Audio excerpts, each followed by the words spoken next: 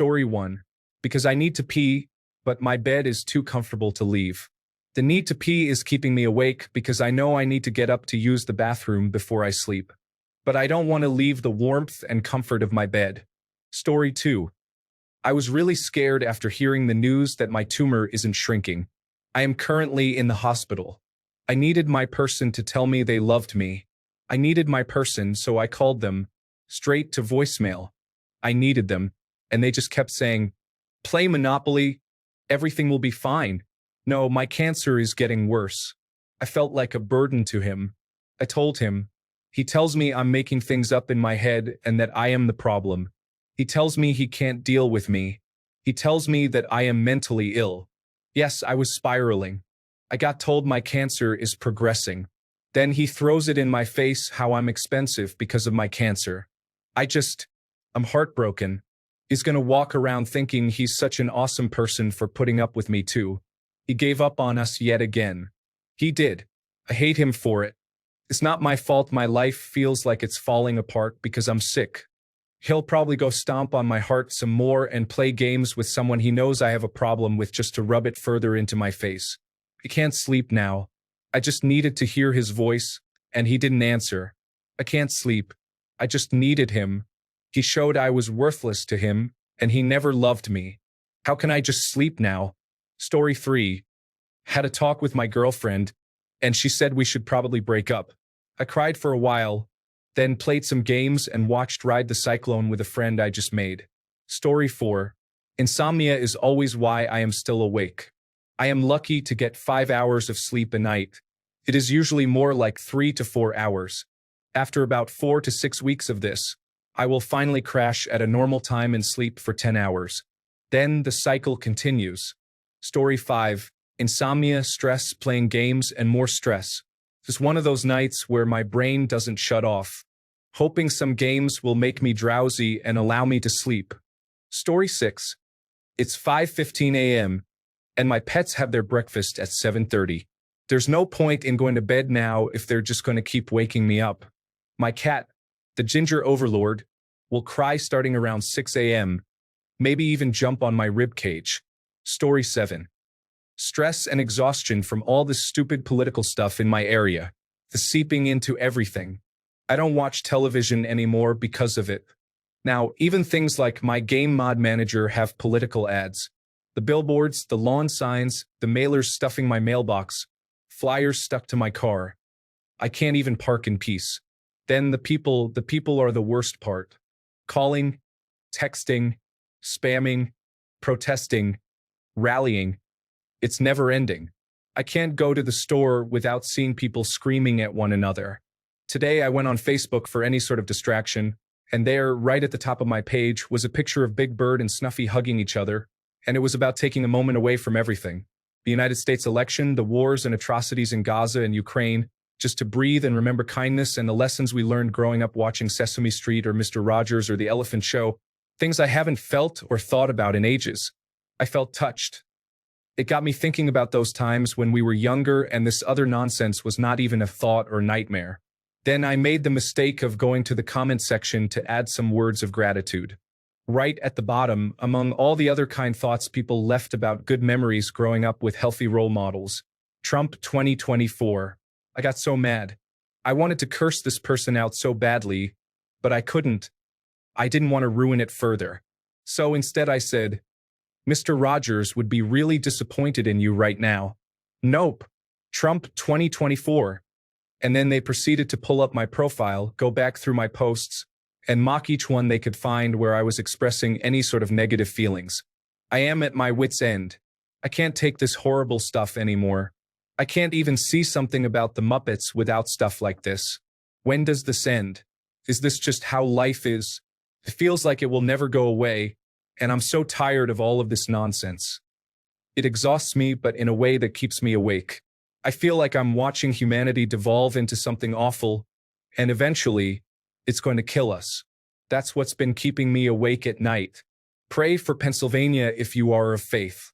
I can't reasonably believe in any sort of benevolent higher power anymore. Sorry for the rant. I'll be fine. I'll fall asleep eventually. I'm not about to hurt myself over this either. I'm just so tired. I'd give almost anything to be able to go a day without being bombarded from all sides. You know? Story 8. Because my mom is flying across the country to bring my two cats. One is extremely anxious and blind, home to me in my new place. I can't sleep until she gets through the Transportation Security Administration with them because I'm so worried. Story 9. Because I found out IHOP doesn't carry boysenberry syrup anymore. Makes me wonder how many people know the acronym, the International House of Pancakes. Time to write a strongly worded email because blueberry just doesn't cut it. Story 10. I drank coffee on an empty stomach, and it made me feel sick, so I lay down at 7 p.m. and fell asleep. I woke up at 11, but I still had to shower, so it woke me all the way up. Story 11. I am not asleep for one. Where do we want to go with this? Any other questions? Why are you not asleep? Why are you asking questions that can only be answered by some? Why Can't This Be Love is a great Van Halen tune. Story 12. I have to take a shower and get ready for dialysis. I don't want those dangerous toxins to stay in my body and make me sick or kill me. I'd like to make it long enough to get a new kidney. That way, I can post stupid and random jokes in AskReddit threads and make myself laugh forever and ever because I'm immortal. Besides the kidney thing, kidneys aren't real anyway, right? Story 13. My child likes Debussy, but my partner heard me play it for the child and insisted I change it because she doesn't like slow piano music for him. Lately, I can't get her to fall asleep to anything besides Claire de Lune. Sure enough, after he went back to sleep, I spent time just relaxing with a child who wouldn't go to sleep to the band he wanted, and had to change it back to Claire de Lune. Thankfully, she is fast asleep now, and now it's my turn. Story 14. I have no clue. I didn't sleep well the night before, worked my regular shift, then was at a football game for 4 hours. I felt sleepy when I got home and have been in bed for 4 hours now. Scrolling Reddit. Sleep does not seem like it will find me for another hour or two, and I've been up for 20 hours already. Story 15. It's 3:18 in the morning and I have insomnia. It's hard for me to stay asleep even though I went to bed at 10 in the evening. Then while I was asleep, I had a bad dream of being attacked by two men. It was scary. Story 16. Because I live in Denmark and it's 9 a.m. I woke up 1.5 hours ago. I don't feel like being only awake for 90 minutes today. That is why I am still awake. Story 17. Had intrusive thoughts. Decided drinking scotch would help for some reason. Now I am doom scrolling Reddit to distract myself while trying to fall asleep. Story 18. Hey there. I'm awake because it's 8:30 a.m. where I am in Newcastle upon Tyne, United Kingdom. I've posted here because it's a beautiful autumn day, and I have an exciting day ahead with my kids. I stopped drinking alcohol a year ago, and every Saturday morning is now a beautiful experience of waking up without a hangover. All the best for your Saturday morning when it comes. Story 19. I have worked the evening and night shift for years. My usual bedtime is between 3 and 4 a.m. I have spent the last week staying up until 6 a.m. working on my Halloween costume. It is 4:30 a.m. now, and I am getting sleepy. I am awake, but not for long. Story 20. It is like 5:30 p.m. here. I am waiting for my son to wake up from his nap so he can eat dinner. Silly American assuming that you are the only ones using the internet. Story 21. At work.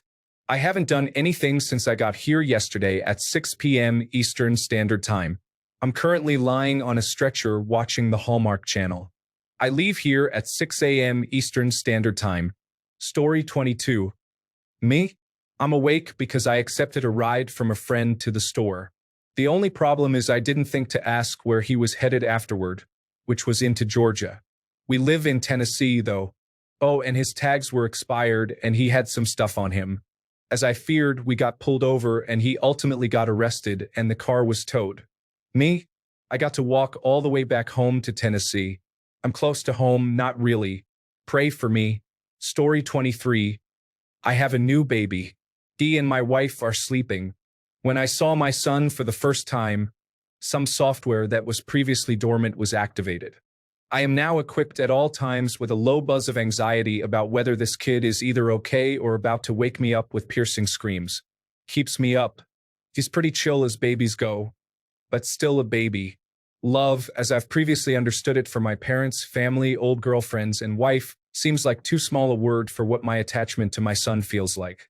It's everything I have understood and felt before, like being interested in his happiness, but stronger, plus sacred responsibility, plus golden egg I must protect and feed, plus life upside down turner, plus new stuff I am discovering as I go. If you had told me all that a month ago, I would have nodded in complete agreement. I had listened to parents, believed them, and I already understood that just because a lot of people do something does not mean it is easy. Despite all that, despite believing everything everyone says about being a parent, when I saw my son for the first time, I was so much happier than I expected myself to be. It was still more disruptive to my life as I previously understood it. It all weighs so much more than I thought it would. It's scary and makes me proud to do it. Sometimes I just hold him and cry happy tears. Other times I wish he would just go to sleep. So much. It touches on some really deep animal parts of me that I never experienced before, or never this strongly. I don't know if I would recommend it to anybody or if this is the best thing that has ever happened to me. I just looked over at my wife and son. They are so peaceful and asleep. When it's just us in the house together, it's a similar feeling to having warmth and cozy blankets next to a fire while a blizzard is just outside strong walls protecting us. But I'm the walls now. I feel very fortunate. Story 24. My boyfriend's snoring. It's as if a bear heard my love by Justin Timberlake on a nearby fisherman's radio before going into hibernation and is trying to remember the beat while singing it in their sleep. I did not know someone could hit multiple octaves while snoring. Story 25. I have excessive daytime sleepiness and make up for it by staying up as much as possible. I'm going to bed soon, I swear. I have things to do tomorrow. That being said, it's 4:30 a.m. Story 26. Just got back from playing some Magic: The Gathering with my buddies. I was going to go up to bed, but I started hiccuping. So I'm trying to get rid of them so I don't wake up my wife. Story 27. Captain's Log. Stardate November 2nd, 2024. The current time is 14:02 hours. We continue our mission to explore uncharted Reddit posts during lunch break, seeking understanding and insight in the ever-expanding universe of online discussions. Story 28. I'm a perpetual night owl. I could never bring myself to get to bed early, even as a child. Years of night shift work and being a child-free adult have only reinforced this.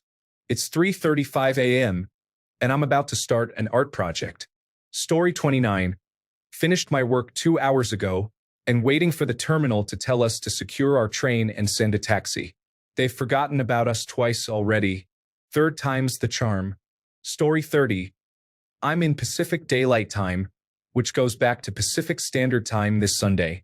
Okay, that has nothing to do with why I am still awake. Anyway, I'm awake because I honestly want to be. It's hard for me to want to sleep,